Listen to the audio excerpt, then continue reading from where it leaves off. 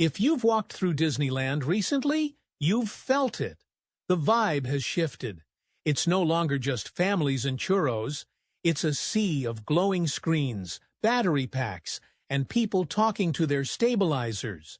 We've all seen them, the Disney live streamers. To many, they're just harmless fans sharing the magic. But behind those screens is a financial reality that is creating a massive invisible rift inside the parks. On one side of the velvet rope, you have the cast member, the person making sure your lap bar is secure, working on an hourly wage that barely covers the cost of living in Orange County. On the other side, literally inches away, you have a creator who is potentially generating more revenue in a single phantasmic showing than that employee will see in their entire bi-weekly paycheck. I decided to stop wondering and start calculating. I spent weeks digging into public data from TickLeap to analyze the estimated gift revenue of the top streamers over a 575-day period. What I found isn't just a gap, it's a canyon.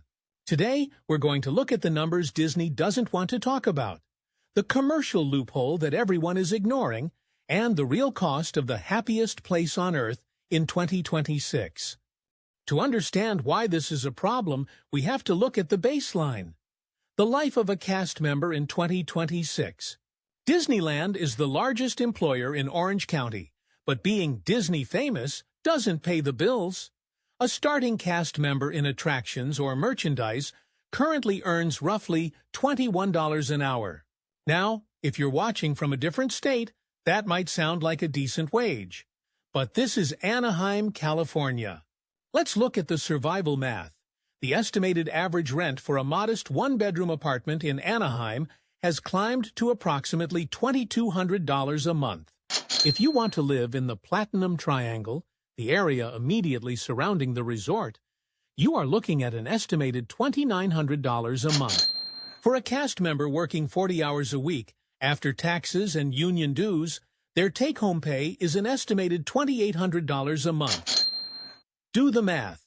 If they live near the park, their rent is literally more than their take-home pay. This forces employees into the commute, living in the Inland Empire, or further, spending 3 hours a day in traffic just to get to a job where they have to smile for 8 hours. They are the backbone of the park. They are the ones handling the heat, the crowds, and the safety protocols. And yet many are one-car repair away from homelessness. That is the reality on the ground. Now, enter the hidden economy. While the cast member is clocked in for $21, the streamers are clocked in to TikTok Live. I want to be clear. I am not criticizing these creators' work ethic.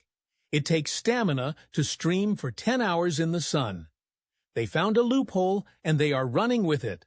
But we need to see the estimated revenue they are generating using Disney's intellectual property as their backdrop. All these figures are estimated payouts from TikTok gifts alone, with the 50% platform cut already removed. Let's look at the 40-day holiday sprint. This is the most stressful time for employees. Eat Sleep Positivity brought in an estimated $2,800 in gifts. In 40 days of side hustle streaming, they matched an estimated full month of a cast member's labor. Theme Park ERT saw an estimated $6,000+. That's roughly 2 months of take-home pay for the person scanning their Genie Plus pass. Jake Stewart, 21, generated an estimated $9,000. That's approximately 3 months of a Disney salary. And the top tier? Soulful Serotonin generated an estimated $20,000 in 40 days. To earn that, a cast member would have to work approximately 930 hours. That is roughly 6 months of full-time work. The Jungle Skipper brought in an estimated $26,000. In a single Christmas season, this creator made what a cast member takes roughly 9 months to earn. But those are just short-term bursts. What happens when we look at the long game? I pulled the data for the last 575 days, about 19 months. Since June 2024, the estimated gift revenue totals are staggering. Theme Park ERT, estimated $93,000. Soulful Serotonin, estimated $127,000. Jake Stewart, 21, estimated $142,000. The Jungle Skipper has generated an estimated $243,794. Think about that. In 19 months, one creator has cleared nearly $250,000 in estimated gift revenue alone.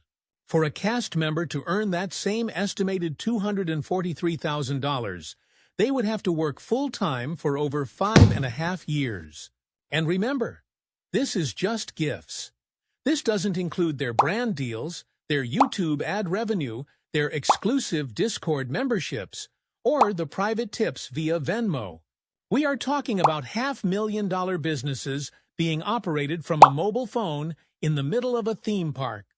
This brings us to the elephant in the room: Disney's own rules. Disney's property rules state that the parks are for personal, non-commercial use. Commercial activities are strictly prohibited without express written consent. If I walked into Disneyland with a professional camera crew and a $240,000 budget to film a commercial, I would be tackled by security before I could say Mickey. So why is it that a creator can generate an estimated $240,000 in revenue and it's considered personal use? This isn't just about money, it's about the guest experience. We've all been behind the streamer who is shouting, "Thank you for the galaxy," during the most emotional part of the fireworks. We've seen them taking up space in the front rows, treating the park like their private studio. The cast members are caught in the middle. They are told to protect the magic. But how do you protect the magic when the person next to you is treating a $200 per day family vacation like a monetization engine? Many cast members I've spoken to feel demoralized. They see the streamers making rent money in an hour while they are struggling to pay for gas to get home. At the end of the day, the creators aren't the villains. They're just the symptom. The real issue is a system that allows a multi-billion-dollar corporation to underpay its essential staff while simultaneously allowing a Wild West economy to thrive in its queues. Does it make sense that the people who keep the rides running, the streets clean, and the magic alive can barely afford to live in Anaheim, while the park serves as a free high-revenue stage for others? Is it time for Disney to finally enforce the no commercial use rule? Or should they find a way to make sure the people who actually run the park get a bigger piece of the pie? The data is there, the gap is real, and the magic, well, it's getting a lot more expensive to maintain. Let me know what you think in the comments. Is this smart business, or is the Disney divide finally too big to ignore?